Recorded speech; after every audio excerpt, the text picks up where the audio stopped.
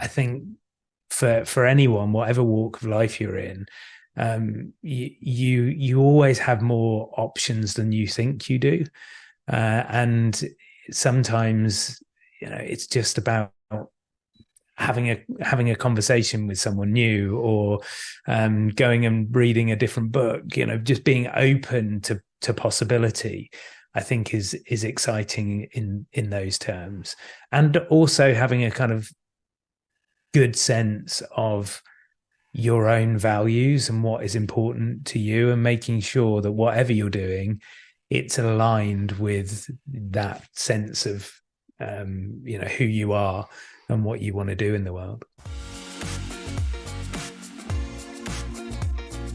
Hello and welcome back to another episode of the podcast. I'm SoapyRao. This is the SoapyRao Show. We are on planet Earth in the year 2023 in the month of, I got almost everything right, in the month of October. And I hope you're well. I hope you're enjoying the season, and whatever season has been gifted to you, or whatever change in climate has been presented to you, and the opportunity and the ability to adapt and change and test your resilience as a human being, because I think that's what we all have to do.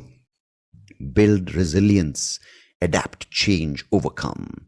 I think that's one of those things of the Navy SEALs, adapt and overcome. It sounds a lot cooler when they're being shot at, and when you can take 3 bullets and you're like, adapt and overcome, and have adrenaline, and you're like, oh, but when it's like, oh, we never had so much rain in where I live, because we're more of a more of a temperate kind of thing, where we have clear-cut 4 seasons, and we don't really expect this much throughout the year. And it doesn't sound as cool as got shot by a heckler on Colt 45. Adapt and overcome. The reality of it is that we, in some way, have kind of taken up the planet for the past 10, 20,000, 40, 50,000 years, and we kind of are the dominant species, and we are experiencing what other species did. Now, the dinosaurs, I don't think, had the issue of like lithium-ion batteries and fossil fuels and killing dolphins and dressing up elephants in little bowler hats so they can be ridden on or ride cycles. And we didn't have cockfights and dog fights and various other things which are cruel human entertainment pastimes. But I think they did their own kind of dinosaur fucked up shit. And I think what I'm trying to get to is that we are pretty much done. We have our time, and it's just like we have this thing in our head that we're immortal and our species is going to go on forever and ever and ever. But I'm here to say that the humans as we know us as is gone. It's going to go. It's going to go very soon. We'll have some hybrid cyborg version in 100 years. But I was listening somewhere that the population is going to age 60 years and above. I think by 2050, we're going to have 80% of our population above the age of 60. So we're pretty much done. We're on the decline. So it's cool. Good to make peace with that. Now, when the reason I mention this is because there's so much chatter, right? With anything, whether it comes to business, whether it comes to more than business, the space of philosophy and human existence and spirituality. There's this word which I love, which is intellectual masturbation, right? Everyone wants to talk about the books they've read, or their opinion on the philosophy, or their take on the interpretation of a text that they read, and how it makes them feel, and how. But even in the space of climate change or whatever, there is so much of this. Is the word postulation, or these proposals of what should be done, what can be done, and there's these, you have these get-togethers where you have panelists, and I was one of them this past weekend gone by. And I'll be honest with you, man, it's boring, because there are people actually doing stuff on ground, right? They're dealing with providing clean water. They're helping people relocate from flood-struck zones.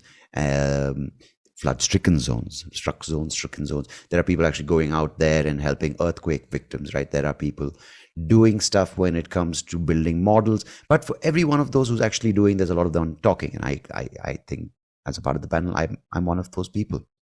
Now, is it wrong to have intellectual masturbation? I don't think masturbation itself is a problem. I think all of us enjoy it, whether it's with the mind or whether it's with the extension of the mind in some sense of release. It gives us a sense of importance and appreciation. But if it's only intellectual masturbation, then it runs dry, just like some of these boys and girls, and some of you maybe, who've done it 15 times a day, and you're like, my God, I'm exhausted, I'm dry, I'm a husk of who I used to be.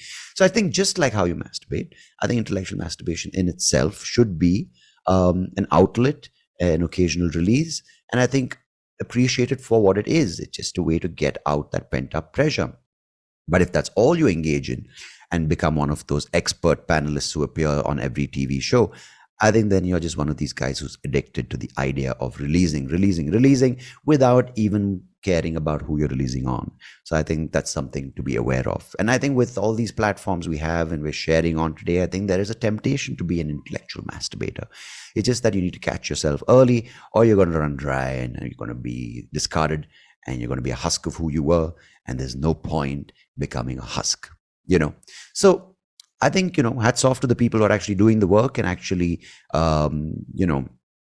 building systems, making alterations in the existing way we consume, or we are, the way we kind of, our impact on oceans, on forests. And I think there are people actually doing work there in conservation of animals, and who are also going after these illegal farming practices, or these people are doing illegal factory farms. And I think there are a lot of people doing good work there.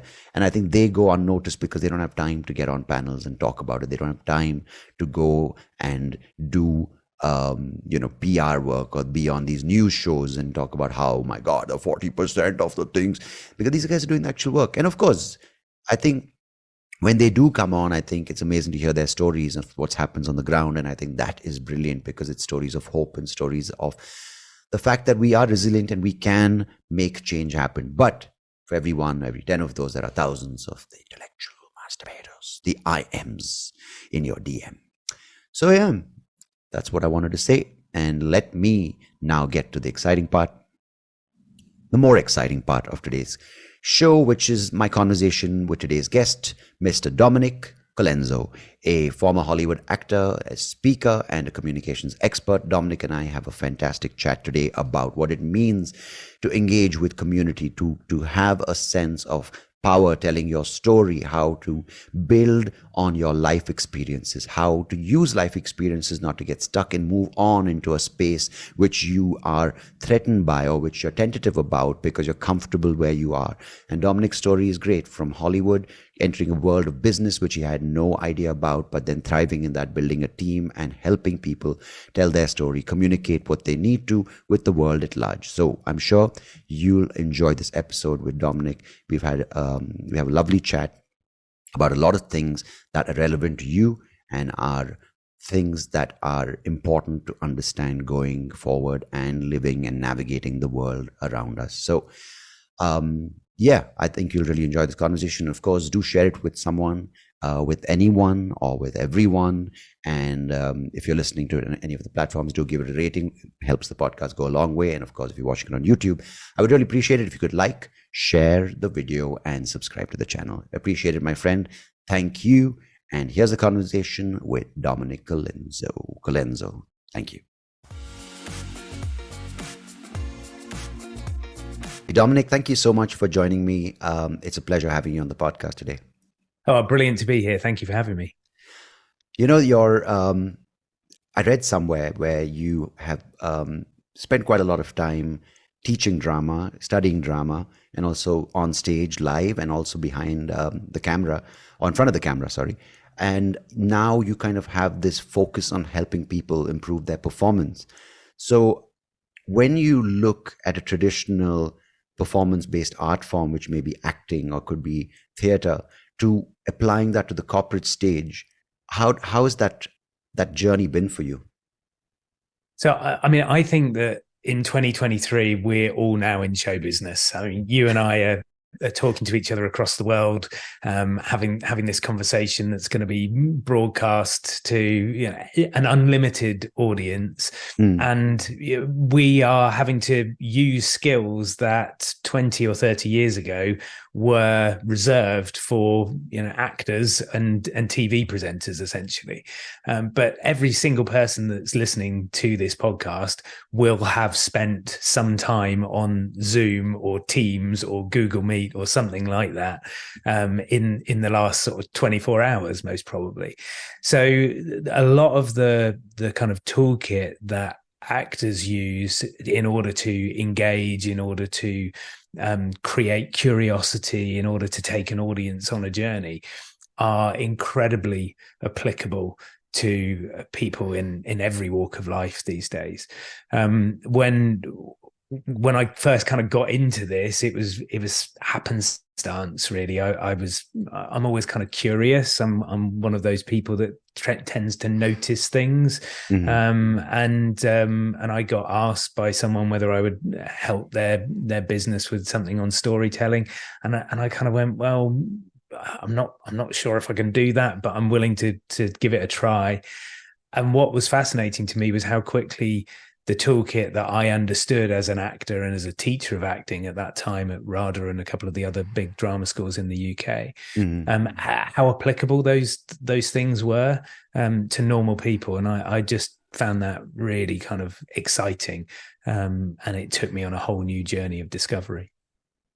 You know, what's remarkable is, as you pointed out a minute back, is that we're all in some way expected to act right now with social media influencers or getting likes or putting your strongest foot forward on these various platforms.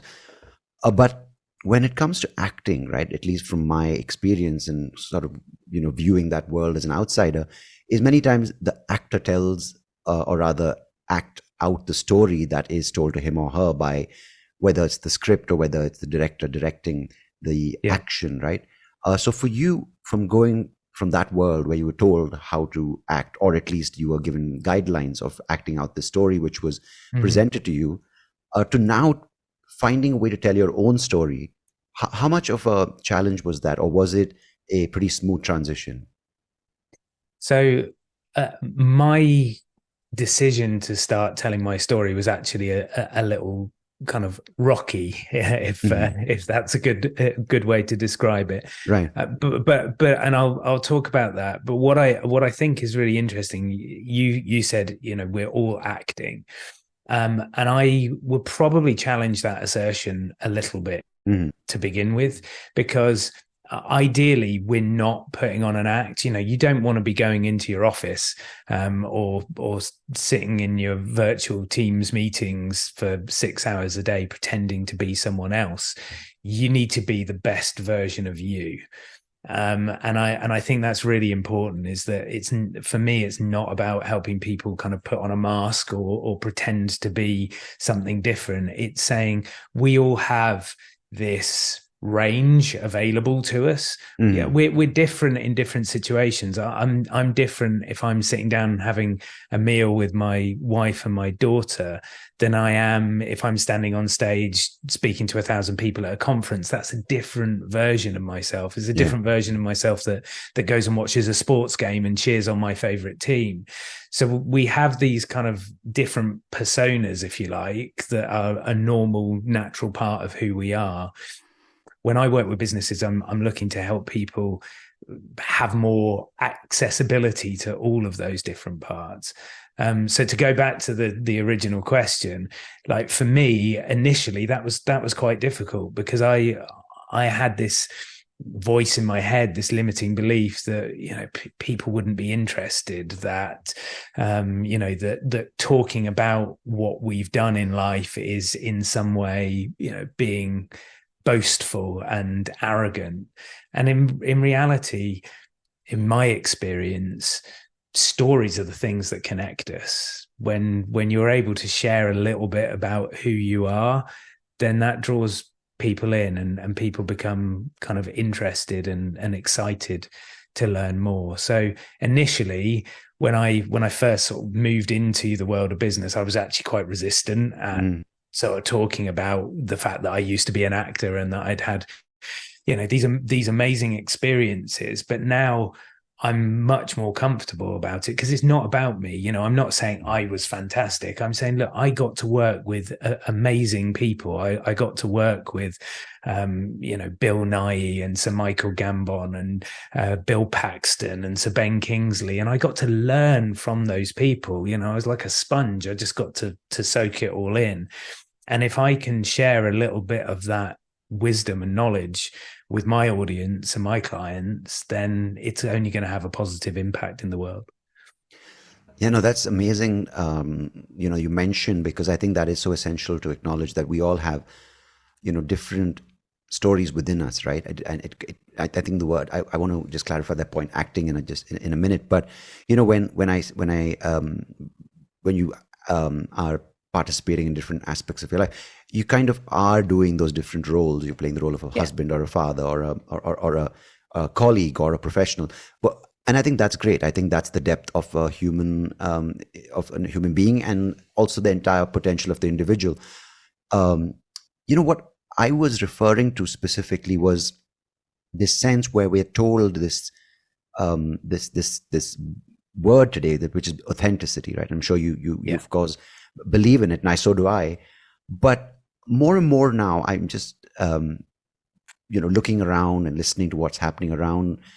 You have these narratives which are more popular than others on popular media or social media, where if you are said or seen or heard saying certain things which you might authentically feel, it goes against the grain of popular media, and automatically you heard this, right? Cancel culture or canceling someone. Yeah. And as a result, that's what I was referring to as acting. You might have to say things or do things or behave in a certain way which is not natural to you, or might not be authentic to you, or might not even be a form of honest expression. So how do you help someone? Because I think it's great what you're doing with giving a person the potential to accept all their various versions, and also present that and help them bring that under compelling and honest and with conviction. But when we live in a world today where there are certain things that are rewarded and certain things that are punished, how do you help someone navigate that dilemma? If that's yeah. I mean, it's hard. I think the two things that are most important is understanding your audience. So, it's never about you.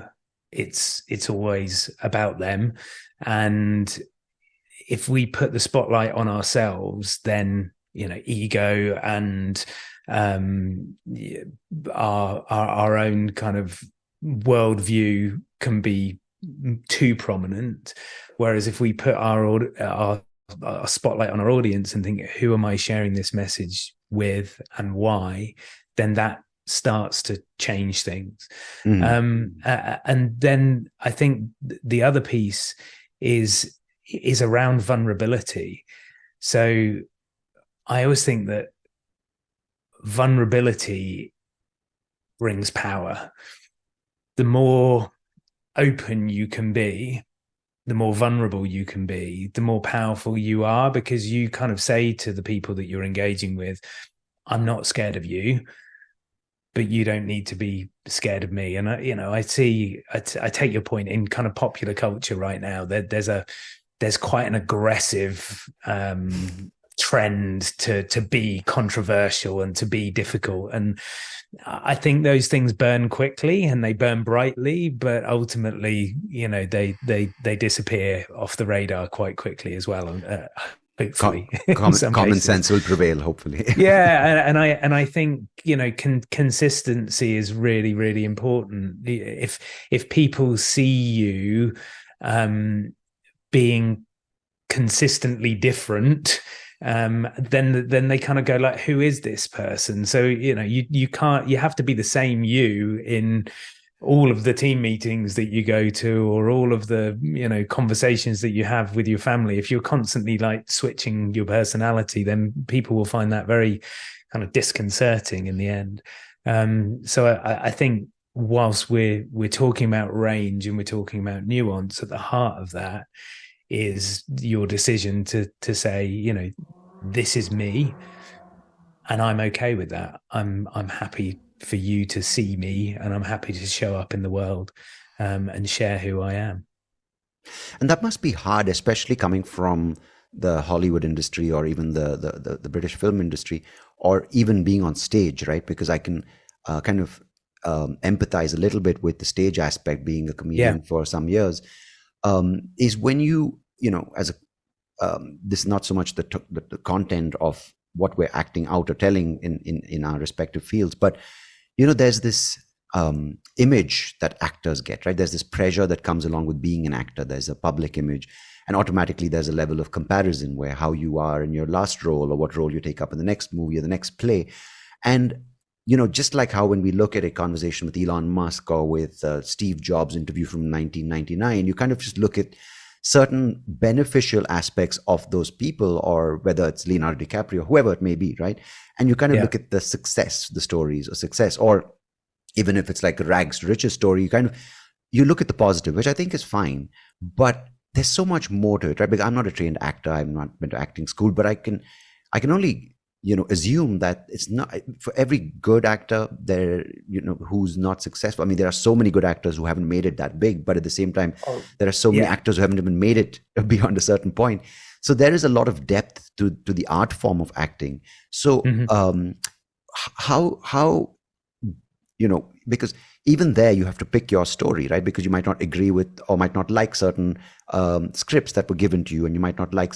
So did that process of selection, or how did you navigate the world of film and navigate the world of stage acting when and how did those skills help you after you got out of that space? So one of the things that I find most frustrating about that industry is that it's not linear, and I'm sure this will resonate with you from the kind of comedy world, that you can give a fantastic performance and you can have a really good review or critical acclaim, and then the next time you step up, it's like snakes and ladders. you go down the snake and you're starting from scratch again.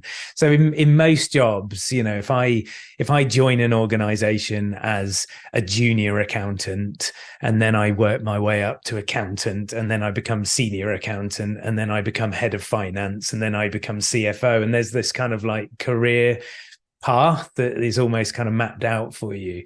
And in the world of acting, I found that wasn't the case. I found that, continually I was having perceived success, and then you get to the end of that job and you kind of go, oh God, like what's next? And I'll be very honest, I found that very difficult and very frustrating. I had a couple of instances in my career, where I thought, oh, I'm doing the best work ever, and then all of a sudden it was like, oh, okay, back to the beginning again.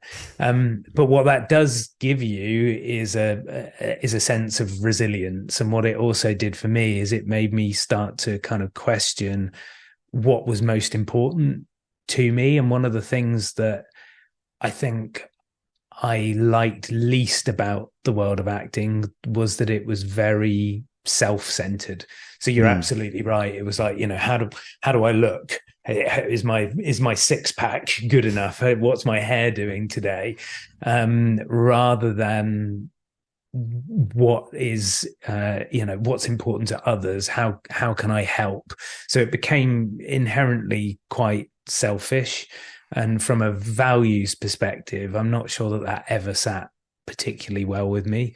I always felt that there was something missing, which is, I suppose, why I transitioned my career from acting to directing, because then it was about facilitating a team and helping people fulfill their creative potential rather than making it all kind of about me. Yeah, and that's another thing which we experience globally. Like in India, of course, the Bollywood and regional film industry is now exploding on various scales, right? Like even on the global front with the Oscars recently, Indian film picking up Best Song. So these characters, right? These stars from, like, say, Shah Rukh Khan to a Ranveer Singh, and even across to sport, you have these sporting celebrities. And you, as you very rightly pointed out, it's a very self-centered thing, and people just, the adulation, and then when it crosses over from film, like, you look at this person who's great as an actor, and then you say, oh, you know what, they give the best marital advice. I'm like, but how? I mean, how are these people suddenly transcending the realm of being great screen actors or great stage actors or great cricketers or footballers to now becoming social icons who we must emulate and whom we must worship? For what reason, right? Where does that come from? I was very lucky because I was having my acting career before the days of, a proper mobile phone. I think I had a Nokia 3210 or whatever it was called back then. And We're in the same age, yeah. and so there wasn't that sort of social media pressure. And I speak to young actors now who say that actually, their social media presence and how many followers they have on X or Instagram is a contributing factor to whether or not they get cast in the role. And I'm like, God, that's exhausting, because trying to have a social media presence is a job in and of itself. But I think what's interesting, if I think back to my experience as an actor, your opportunity to kind of let your ego get in the way is actually quite huge. I remember I was on set for Thunderbirds, and we were in kind of the background of quite a lot of scenes. We didn't have a huge amount to do, but you were kind of in and out every morning at this particular point in time. And as a kind of senior cast member, you normally get someone attached to you. So you get a third assistant director whose job it is to kind of, pick you up and move you from your dressing room to the makeup room and take you from the makeup room to the set. And they obviously sit within a hierarchy as well. So they're reporting directly into the second assistant director, who's then reporting into the first assistant director. And so in those sorts of environments, everyone has their job. As an actor, it can be really easy to get bored. You've been picked up by a driver at 5:30 in the morning. You arrive on set at 6:15. You sit in your dressing room for 20 minutes. Then you go and do hair and makeup, then you go back to your dressing room. And I remember this one particular day where I just really wanted a cup of tea. And I'd asked my this runner or third AD whether they would mind getting me one, because we weren't allowed to walk onto set before we'd gone to hair and makeup. So, can you get me a cup of tea? And about 20 minutes later, this kind of cup of tea hadn't arrived. And I remember very vividly kind of him, like me, suddenly getting very frustrated, because actually it was kind of like a little prison. I wasn't allowed to move my box, come out of my box. And I felt that kind of pressure building in myself to be like angry with this guy who hadn't got me a cup of tea. And I thought, no, I'm not going to do this. I'm going to go and I'm going to get my own cup of tea. So I kind of crept out of my dressing room, went onto set and grabbed a cup of tea. And when I got back to the dressing room, the guy said to me, he said, why did you get your own cup of tea? And I said, well, you didn't get me a cup of tea, and I really wanted a cup of tea. And he said, but I got into trouble because I'm meant to be the one that gets you. It's this kind of minefield. So you can see quite easily how, certain actors get a really bad reputation as being difficult to work with and short, because to a certain extent, the situation that you find yourself in encourages that. And I could have quite easily, turned into a monster and started saying, get me this, get me that. And I didn't realize quite, how prevailing the ecosystem was and how many people's toes you might be treading on if you start to break the rules. So it's not easy. Yeah, because that word, right, that ecosystem across the board, it's a pecking order, right? Each person is in their own little bubble, and that bubble can either isolate them from the structure at large or why they're even there, to another level of creating the sense of importance within that bubble, right? Because you do have a person who's shadowing you for your various needs, but at the same time, if you're not aware that that person's a part of a cog in a machine which is responsible for something else, answerable to someone else, then you can just kind of wave your arm, say, hey, you know what, I'm the king in my little bubble, and I can just shout and get my way. And it's I mean, by design, it sounds like it sounds like a system that caters to the ego. And now, even in sport, it's not that. Yeah, sorry. it's not that different from like 99% of organizations that you walk into, though. Yeah, If you think, like, here's your CFO, and here's the C-suite, and here's the middle management, and what is fascinating to me is that in that creative industry, the best sets, the best teams are the ones where that kind of hierarchy is not dispatched with, but is loosened and flattened. So I gave that example of Thunderbirds, of where I felt like that. But in fairness to the person at the top, so Jonathan Frakes was the director of the show, and he was Riker in Star Trek, so he was an actor himself. He knew how these things worked, right? And he was absolutely brilliant about creating an atmosphere on set where everyone felt valued and everyone knew what their role was, but also, felt empowered to be part of that creative process. So I learned a lot of lessons in leadership from watching people like Jonathan run those sets, because when it's done well, actually things work, except for getting a cup of tea. Things work really well in the background and in the main. And it's where those things break down and where people do go into those silos that I think problems start to exist, whatever industry you're working in. Yeah, and that's what I was pointing at, not the individuals, because there are good people doing great work and great people doing even better work. And that's when the system, kind of is left behind, of course. But, I was kind of hinting at when the design itself caters to certain human traits that bring out this kind of thing, like attention seeking or ego kind of centric behavior. And I did a show when maybe 5-6 years back, and I'm sure you've heard of the IPL, the cricket league that happens here. Yeah, and that is run exactly like a corporate, and many would say that's great, right? Because I think from my limited knowledge and interest in cricket, a lot of youngsters have been given opportunities, which is fine. But when I went for this show, I was performing for the team and the media, and this was in a hotel, and I had to go, talk to a couple of the cricket players before I get on stage, so we can kind of semi-rehearse the script of what I'm going to ask them, because it's run like such a brand. Each cricket player or each team member has a certain avatar, if you want to call it. There's a team manager, and I found that because whether even it's just something funny which happened day before, like Trevor Noah came to perform in Bangalore, right? And he's come with this massive team, and now an artist, once they cross a certain level, whether it's an actor, whether it's a cricketer, they're no longer that skilled individual who's going out putting their talent, but they are managed by certain corporate like forces.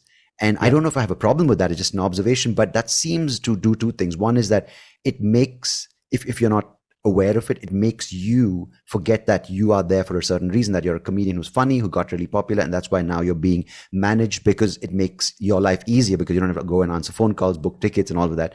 Two, or even a cricketer. But that's one thing, makes you think that you're more than who you are and why you're even there.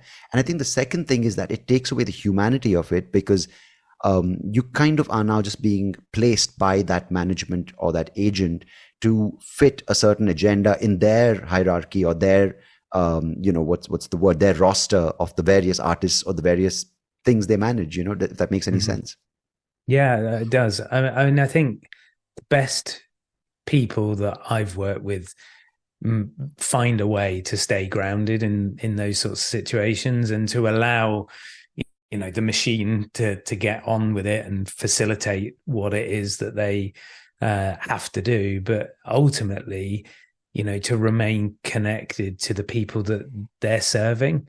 And again, it's the same in life, isn't it? Whether you're in a family environment or a work environment, like, why am I here?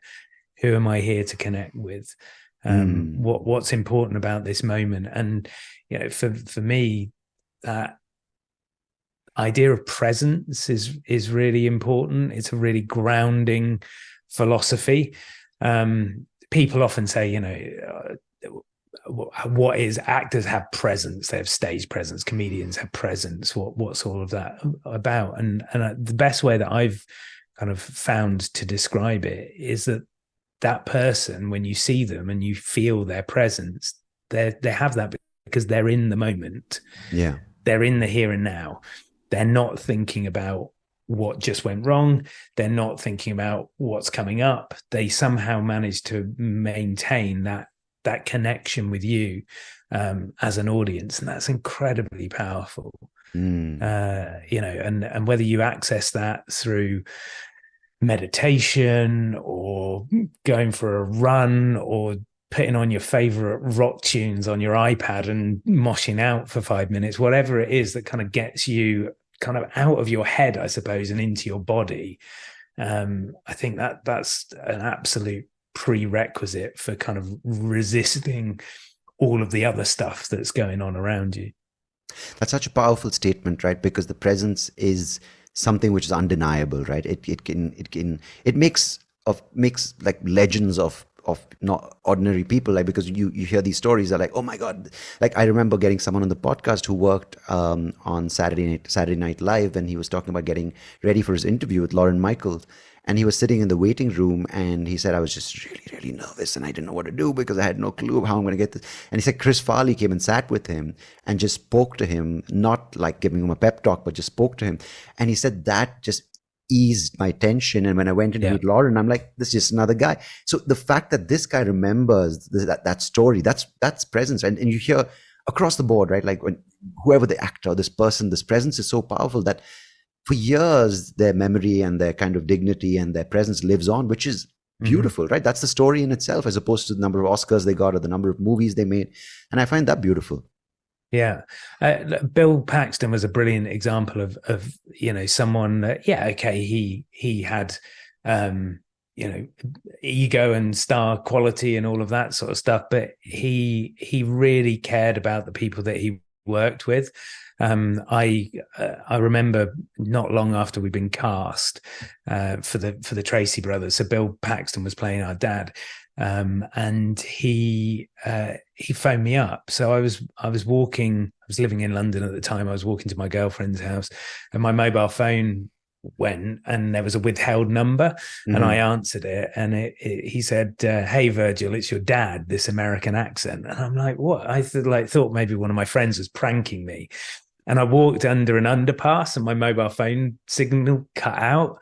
And then as I got to the other side, I was like, oh my God, that was Bill Paxton's just phoned me. What's going on? And of course I couldn't phone him back because the number was withheld. Anyway, luckily he called me, and he said, look, I've just arrived in London, and I want to get you and the other my other sons together so that we can just spend some time bonding with each other before we have to go on set and do the job. So, are you free on Friday to come over and meet me at my hotel, and we'll go out for dinner?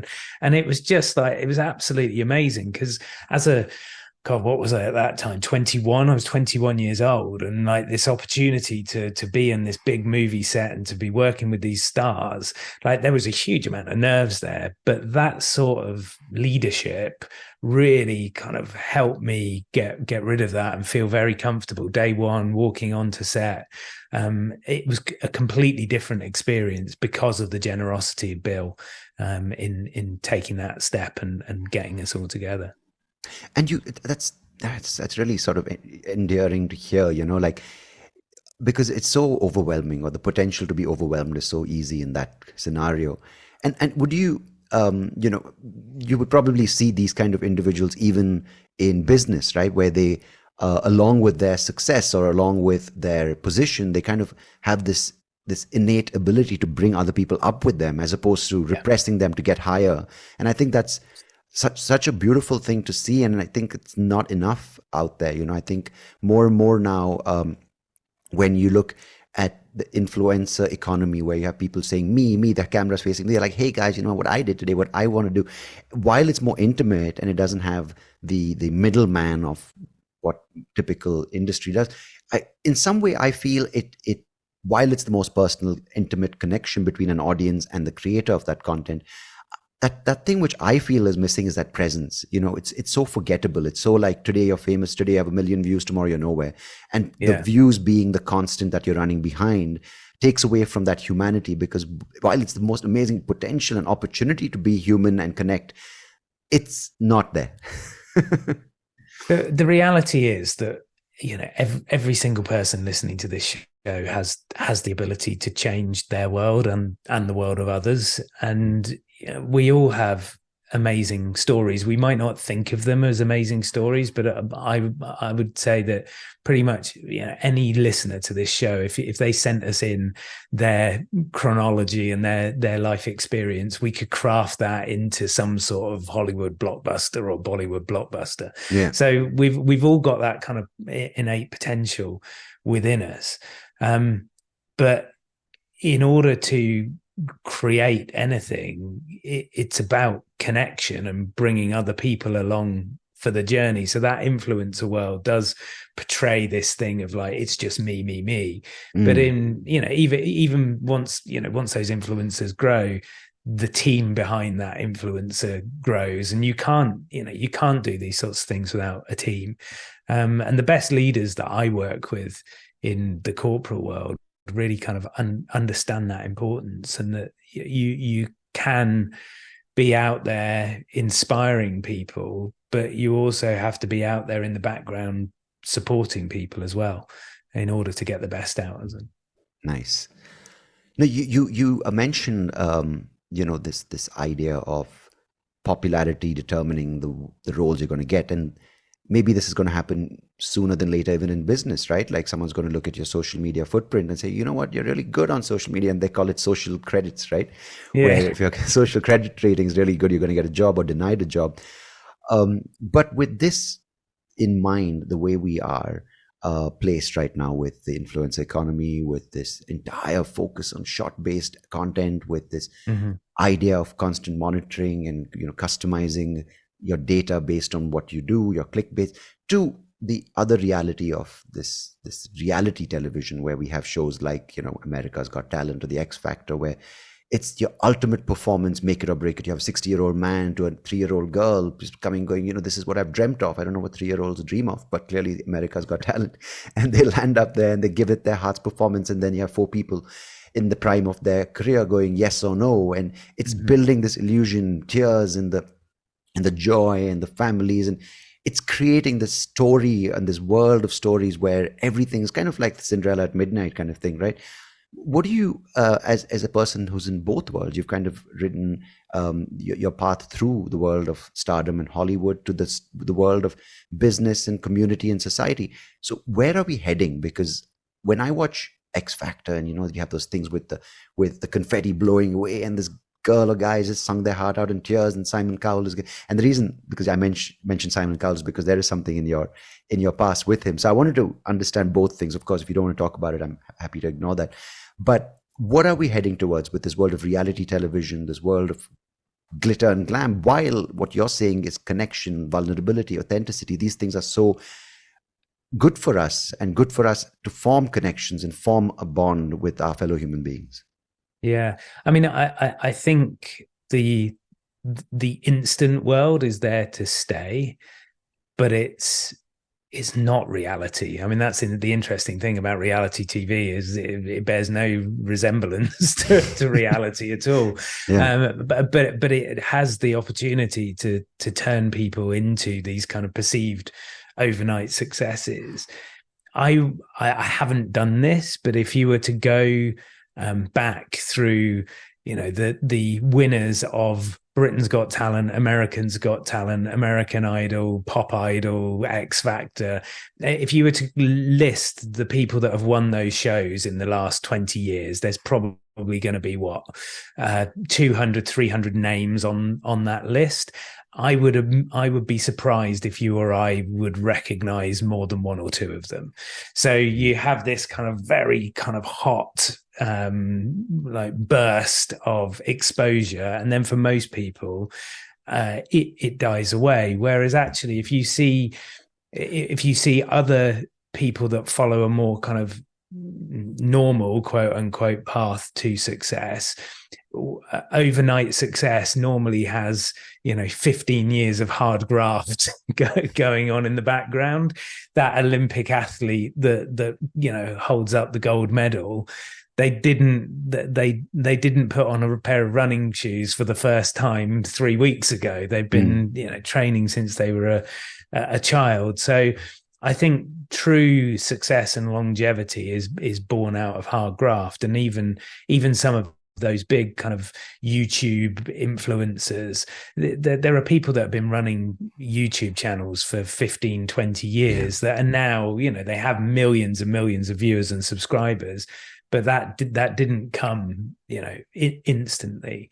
So I think that's kind of important to know. I think in terms of, visibility, it is going to be an important part of personal brand going forward, and that's going to be hard for people that are more kind of on the introversion scale and who find these sorts of things more difficult. And I think recruitment, the recruitment kind of fraternity in the corporate world are going to have to be careful that they're not just recruiting on the number of LinkedIn likes that someone has.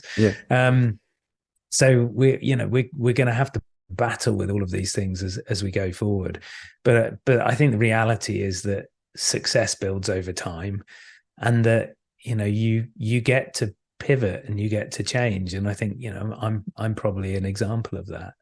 I'm not doing what I did 20 years ago, but I'm still using the skill set, and I built on that and developed it and enhanced it.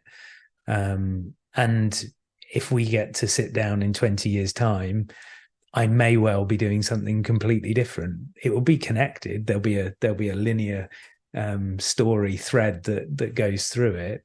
But I think, it's all about continual development and evolution. That's really nice to hear. It's funny you mentioned that, right? Out of the 200 winners over the past 10, 15 years, you remember one of them. And that's so true, because now it's like, you hear this name and you look at their bio and it's like, I was on this show. And now suddenly it's like on OnlyFans. It's like, that's pretty much the destination for 90% of these people. No, but I really resonate with that. The fact that you can, you don't have to be doing the same thing, because there's this idea now that once you find something, stick to it, become the best in it, because that stuck with me, right? 13 years or 11 to 12 years doing stand-up. In 2020, when the lockdown happened, I was this person who was looking at stand-up going, it's such a part of my identity, but I don't feel good, not being on stage, but I don't feel good in this industry. And letting go of that and moving into a different space, of course, connected, doing this right now, it's a terrifying thing for people to let go of something that they've invested so much time in, because people say, oh my God, 13 years and you're giving up, are you crazy? And people are like, what are you going to do now? You're going to start from scratch. And this is the popular narrative, right? Telling people that, what's wrong with you? Are you crazy? Like, my God. But it's amazing that you've done it. And and for me, when I did it as well, it just sort of is it's terrifying, but it's so kind of light after that, right? Because then you realize you can do anything. And what is lovely that you mentioned is in 20 years you might not be even might not even be doing this. You might be doing something else with Connect, which is great. And I really like that notion of development, which a lot of people are scared of, because that means change and letting go of a comfortable thing that you've got. I mean, the moments of growth in my life have always happened when, metaphorically, I've just decided to jump, where I kind of like I've got a vague notion of what I want to achieve, but I don't have that kind of certainty that it's absolutely going to happen. But the reality is that most of the time you land on your feet, and sometimes you land on your face, and then you have to get up again. But it's interesting as well. You use the word giving up, and it's interesting to hear a comedian use that sort of narrative as actors. People would, or you would say, I'm giving up.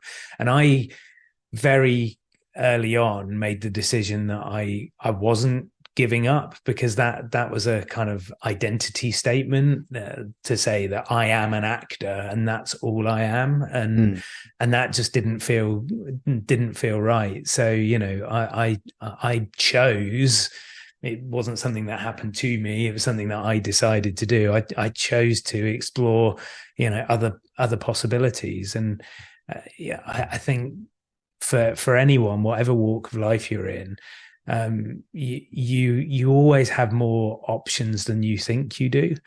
And sometimes, it's just about having a conversation with someone new, or going and reading a different book. Just being open to possibility, I think is exciting in those terms. And also having a kind of good sense of your own values and what is important to you, and making sure that whatever you're doing, it's aligned with that sense of who you are and what you want to do in the world. Absolutely. I think that sense of attachment and that finite way of looking at it really sort of goes away, and you don't take it as seriously, right? You don't take each label that is put on as serious. You're like, yeah, I could be a speaker, I could be a consultant, I could be an actor, I could be all of them, yet none of them. Yeah. And I think that's a lovely thing that happens in your mind, that release of saying that, as you pointed out just now, it doesn't happen to you. I chose to do this for myself, and as a result, you're no longer one of these things, neither all of them, but you're no longer a label, but you're beyond it with the skill sets from each label, which is beautiful. Absolutely. I want to ask you one thing, or maybe a couple of things. We have time before we wind up for today, Dominic. When you work in an industry which you said taught you a lot of things about leadership, when you looked at people like Bill Paxton or other people you worked with who were senior actors or people in the industry for longer, versus you being a director and also teaching actors who are experiencing this technological wave of kind of there's no longer a clear distinction between online and the real world, right? Your presence, especially when you have to get work, so you're kind of teaching these skills to these the next generation. To say, for example, when you're working on a stage show in front of a live audience, what are some of the things that were similar to these industries, be it stage and film, and what are some of the things that were different, and which did you take on in your journey moving on in life, and which were some of the things that were hindering to your growth? So I mean, I think if I think about the kind of fundamental differences of camera work versus stage work, it's all about that immediate response. So when you're on stage, will have been the same for you as a comedian. When you tell the joke or you hit the funny line, there's an expectation that the audience is going to laugh, and if they don't laugh, then there's something slightly wrong, or it can throw you off, and you've got to find a way with the person that you're working with on stage to get the audience back on the side. When you're working on camera, to a certain extent, you're doing this into a void. So if you were going to make 30 funny shorts for YouTube, you can record them on your phone. You can think you're hilarious, but until you put them out there, who knows what that reaction is going to be. So for me, I think whilst I loved my time on screen, my time on stage was the most exciting, because it was that kind of real time feedback, and I think that's been the thing that's probably most transferable now to working with people in kind of the corporate world, of helping them understand how to navigate that real time experience.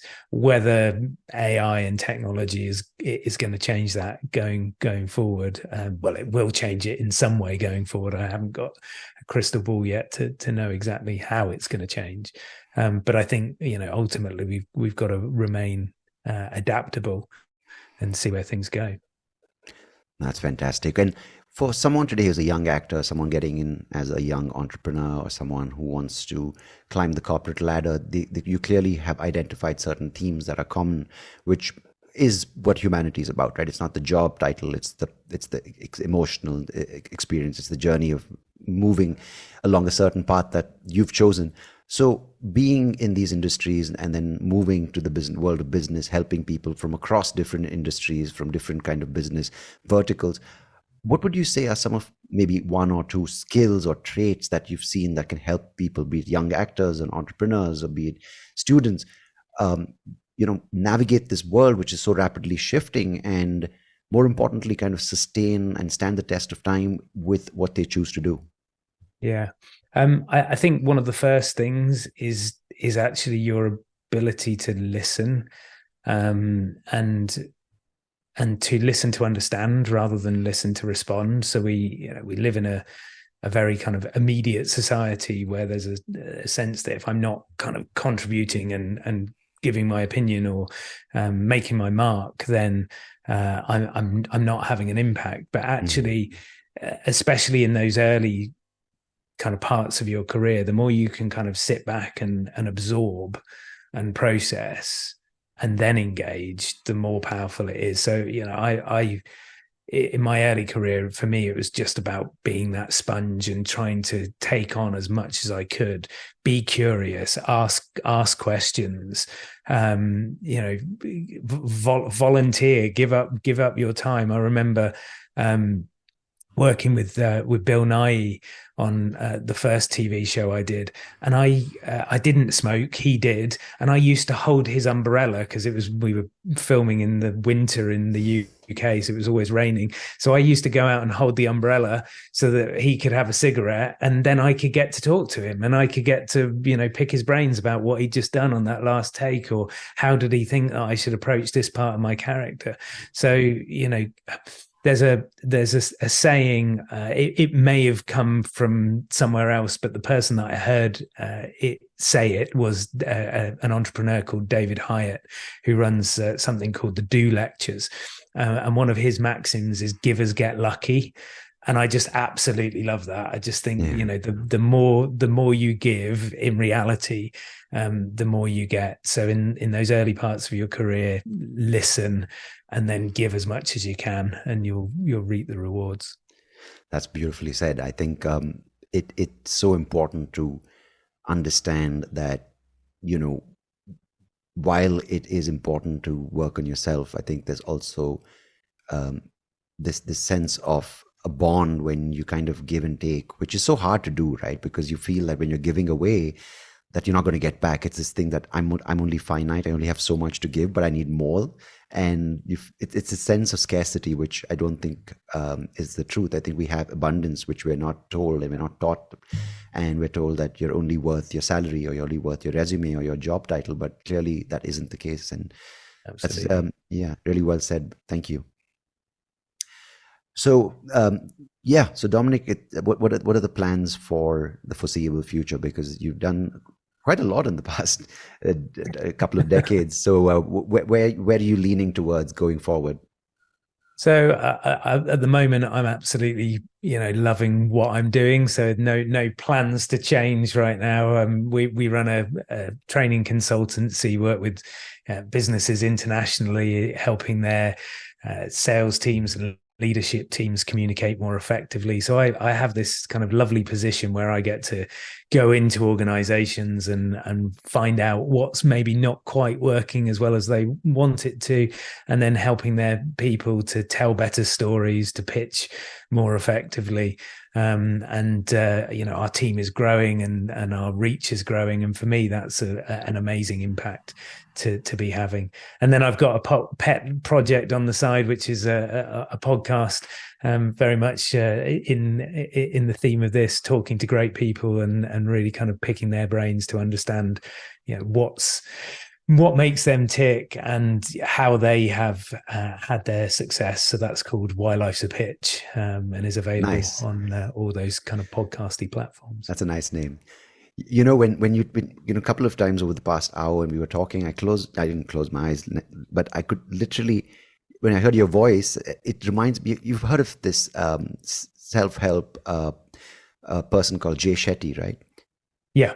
I don't know if someone's told you, but you sound a lot like him in certain moments. I'm like, I think it's the timbre of your voice, the certain pronunciation of words. And I was like, because I've heard a couple of his episodes of the On Purpose podcast. Yeah, right? He's great. It's a great podcast. And in my ears, I'm like, which podcast am I on? No, thank you so much, Dominic, for sharing your story, for sharing your experiences, for your words of wisdom for people who are listening and who really want to take in from someone who's been in various industries, who's really put in the hard work, and who's willing to share it, because I think that's the key idea, right? Not to just keep it to yourself, but to share it with people who can benefit from it. So I really appreciate you taking the time, and thanks for joining me today. Thank you. Thank you for having me on the show. Hey, thank you so much for listening to this episode. If you liked what you heard, please do check out the other episodes on YouTube or wherever you get your podcast. And I would much appreciate it if you could like the video, share it with people who you think might enjoy it. And of course, do subscribe to the channel, because it will help me and the podcast grow and reach more people just like you. So thanks again. Appreciate it.